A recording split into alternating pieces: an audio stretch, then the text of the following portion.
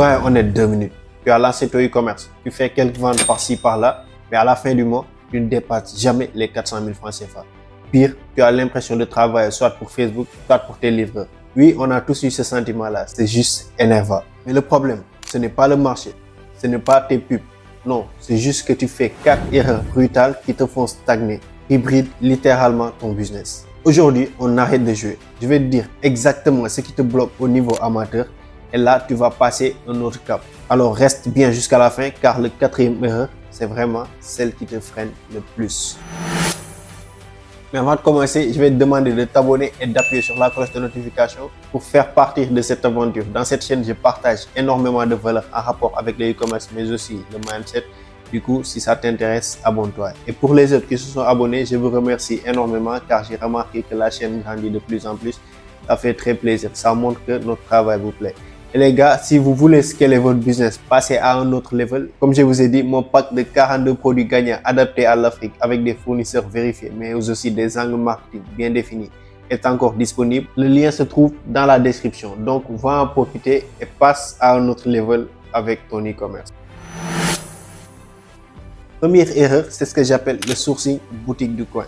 Vous savez, l'erreur n'est pas de ne pas trouver le produit miracle, parce que le produit miracle, ça n'existe pas. Il y a beaucoup de gens qui pensent qu'il leur faut le produit miracle pour chiffrer en e-commerce, alors que les produits qui marchent le mieux, ce sont des produits simples qui ont déjà marché. Mais l'erreur, c'est plutôt de vendre un produit que ta clientèle peut trouver dans le boutique du coin, sans avoir besoin de payer la livraison, sans avoir besoin d'attendre que vous leur livrez le produit. Si ton produit est banalisé, c'est-à-dire qu'on peut la trouver absolument partout dans toutes les boutiques du coin, ton seul levier, c'est le prix. Et à ce jeu-là, tu vas mourir. Parce que pour dépasser les 400 000 francs CFA, tu dois vendre la rareté. Pas le miracle, non, mais la rareté. Parce que si ton produit n'est pas accessible au grand public, que la personne ne peut pas la trouver dans la boutique du coin, du coup, elle sera prête à payer n'importe quel prix pour l'avoir parce qu'il va se dire que c'est un produit qui est restreint. C'est un produit qui n'est pas disponible partout. Du coup, tu vends la rareté. Tu ne vends pas la miracle, mais plutôt la rareté. Tu apportes une solution à un problème avec un produit qu'on ne trouve pas absolument partout. Et là, jackpot, tu peux pricer ton produit afin d'atteindre un certain chiffre d'affaires. Mais si ton produit, je peux la trouver dans la boutique du coin, il n'y a absolument rien qui va justifier le fait que tu vas le vendre à 12 000 francs, alors que dans la boutique, je peux l'avoir à 5 000 francs CFA ou bien 4 000 francs CFA. Donc les gars, comme je dis, le produit miracle, ça n'existe pas. Mais ne vendez jamais un produit qu'on peut trouver absolument partout, car ça va littéralement vous bloquer, sans que vous le sachiez en vrai. Mais avant de continuer, si toi aussi tu faisais cette erreur, dis-le moi en commentaire, parce que c'est une erreur que moi-même j'ai faite à mes débuts. Je savais pas, je me disais que bon, c'est plutôt intéressant, alors que ça me nuisait littéralement. Lorsque j'ai arrêté ça, j'ai passé à un autre level. Donc dis-moi aussi en commentaire si toi aussi tu as eu cette erreur. Donc continue avec la seconde erreur. Deuxième erreur, c'est ce que j'appelle le sabotage publicitaire. Tu lances une campagne à 0 heure. À 14 heures, vu que tu n'as pas eu de commande ou bien tu as une seule commande, tu paniques et tu coupes tout. Et ça, c'est littéralement du sabotage publicitaire.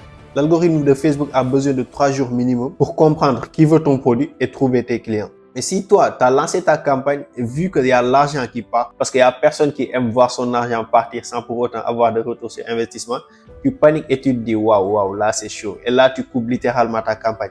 Si toi aussi ça t'est arrivé, dis-le moi en commentaire parce que moi, ça m'est arrivé beaucoup de fois. Et les gars, ça c'est une énorme erreur parce que si tu coupes la campagne, tu vas dire que tu vas économiser de l'argent et aller voir ce qui ne marche pas. Mais au bout de quelques heures, tu ne peux pas analyser la campagne au point de trouver quelque chose qui pose problème. Du coup, les gars, attendre minimum 3 jours et permettre à l'algorithme de Facebook de comprendre qui veut ton produit, qui est ton client type. Et là, tu vas avoir des résultats exponentiels. Mais ça, c'est pas le pire. Le pire, c'est que lorsque ta campagne s'arrête drastiquement à cause d'une carte bancaire vide. Vous savez, ça, c'est une énorme erreur. Si Facebook restreint ton compte à cause d'un paiement non réglé et que ta campagne s'arrête alors que ta campagne performait, là, une fois que tu auras payé à Facebook, tes coûts par résultat vont flamber. Pourquoi? Parce que tu n'as pas mis de l'argent dans ta carte. Du coup, les gars, ne coupez jamais une campagne publicitaire au bout de 3 jours minimum. Et après les 3 jours, si ça a fonctionné, tant mieux, tu laisses continuer. Si ça ne fonctionne pas, là, tu peux couper tranquillement et aller analyser tes KPI. Et deuxième erreur à ne jamais faire, ne laisse jamais Facebook bloquer ton compte publicitaire à cause d'un paiement non réglé alors qu'il y a des campagnes qui tournent. Parce qu'une fois que tu auras réglé le paiement, là, tu vas avoir des coûts par résultat, des coûts par achat qui vont flamber. Alors qu'à la base, si tu avais mis de l'argent, tu aurais eu un retour sur investissement bien exponentiel.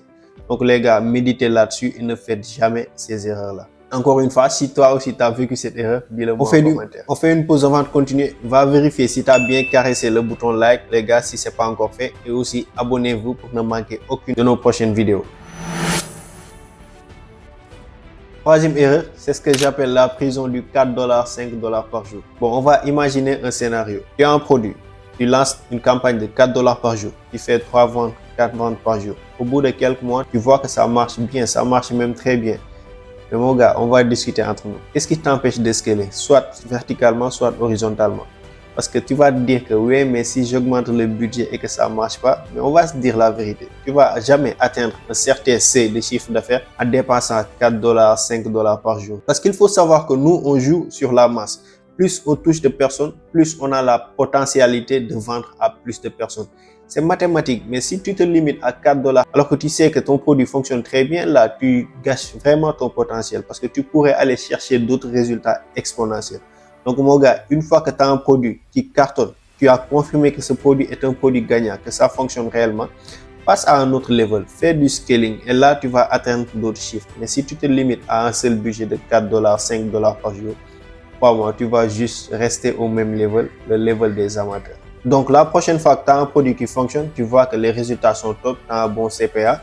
Alors, mon gars, je te le demande entre nous, augmente le budget ou bien fais un duplicateur, scaling vertical ou horizontal. Et là, tu m'en diras des nouvelles parce que plus tu touches de personnes, potentiellement, plus tu vas vendre plus. Donc, les gars, ne vous limitez pas à un petit budget quotidien sous prétexte que vous n'avez pas beaucoup de budget à dépenser parce que c'est une corrélation. Plus vous mettez de budget, plus vous vendez et plus vous encaissez.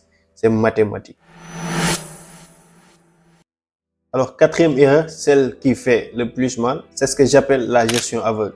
Bon, entre nous, demande à n'importe quel e-commerçant quel est ton CPA exact. Je ne dis pas le CPA qui s'affiche sur Meta, mais quel est ton CPA exact? Quel est ton profit net après la livraison, après la publicité? Il ne saura pas te le dire. Mais entre nous, mon gars, si tu fais du e-commerce, tu ne connais pas tes chiffres exacts, tu ne fais pas du business, non, mais tu joues plutôt au casino. Nous, on veut avoir des chiffres réels, on veut avoir des données exactes pour savoir exactement qu'est-ce qui fonctionne, qu'est-ce qui ne fonctionne pas, où est-ce qu'on doit mettre plus de budget pour atteindre d'autres résultats et qu'est-ce qu'on doit retirer. Donc, si toi, tu gères à l'aveugle, tu ne connais pas tes chiffres exacts, là, tu fais juste un jeu. Tu ne fais pas du business, mais plutôt un jeu. Entre nous, là, on est sur du concret, on est sur du sérieux. Donc, aie un tableau de suivi. Il faut que tu saches combien tu dépenses pour acquérir un client et quel est ton profit net par produit vendu. Comme ça, tu vas savoir quel est le produit qui fonctionne le mieux, quel est le produit que tu dois scaler pour aller chercher d'autres chiffres exponentiels. Et sur le long terme, tu vas être vraiment quelqu'un de très profitable. Donc, toi qui me regardes, si tu fais un de ces 4 erreurs, l'objectif, c'est pas de te culpabiliser. Non, mais l'objectif, c'est de t'ouvrir les yeux, c'est d'accepter d'abord que tu fais ces erreurs et d'améliorer ça pour avoir des résultats exponentiels. Parce que moi-même, je fais parfois ces erreurs-là sans m'en rendre compte. Ça arrive, c'est humain. Nous sommes tous humains. On fait des erreurs, mais l'objectif, c'est de se remettre en question pour aller chercher des résultats exponentiels. En résumé, d'abord, ne pas faire de sourcing boutique du coin. Ça, on en a déjà parlé. Après, éviter le maximum les sabotages publicitaires, ce qui nuit littéralement à ton business. Ne pas tout le temps rester dans le niveau amateur. Il faut parfois penser à scaler. Et enfin, il faut analyser ses KPI, analyser ses résultats pour être un entrepreneur profitable. Donc les gars, il faut savoir que le e-commerce en Afrique, c'est une mine d'or. Mais seulement pour ceux qui savent se remettre en question, ceux qui savent analyser les résultats et ceux qui savent exactement quoi faire pour atteindre de nouveaux sommets. Et pour ceux qui prennent le e-commerce comme un jeu, comme un business vite fait pour faire un max d'argent et après se casser, croyez-moi, vous n'allez pas vous en sortir. Donc, je vous dis à la prochaine. Méditez là-dessus. Évitez de faire ces erreurs au maximum. Et croyez-moi, on va se retrouver au sommet. Donc, n'oubliez surtout pas cet état-là. Le business récompense ce qui passe à l'action.